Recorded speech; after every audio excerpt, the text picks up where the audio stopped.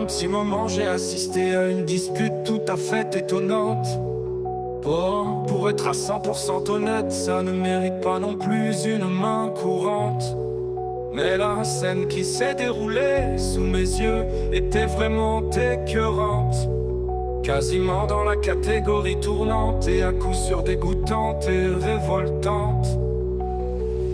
Deux types se disputaient et n'arrivaient pas à se dire qu'ils étaient homo. Il n'y a pourtant aucune raison de le cacher. Il paraît que ça arrive à de nombreux animaux.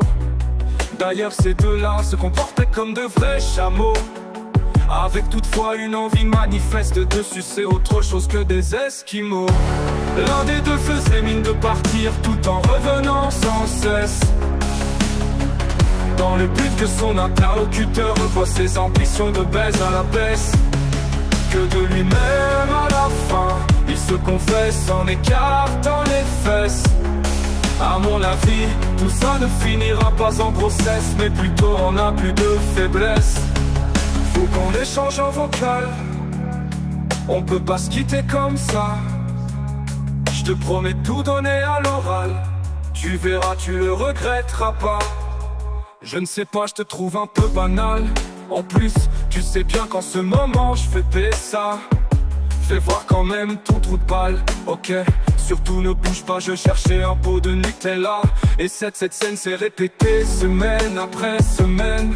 J'ai appris qu'ils avaient monté un club à la réputation plus que malsaine. C'est un endroit où ils cultivent sous serre et dans la joie la haine, et où tous les membres se battent pour pouvoir jouer avec la barre du capitaine. L'un des deux faisait mine de partir tout en revenant sans cesse, dans le but que son interlocuteur revoie ses ambitions de baise à la baisse. Que de lui-même à la fin, il se confesse en écartant les fesses. À mon avis, tout ça ne finira pas en grossesse, mais plutôt en abus de faiblesse. Visiblement le BDSM, c'est vraiment trop leur truc. Tous les ans ils organisent leur assemblée générale dans des bains turcs. Il y a même un concours de beauté avec défilé en maillot de bain et perruque. Comme pour le pape, ils attendent la fumée blanche pour savoir à qui le saint pervers va péter.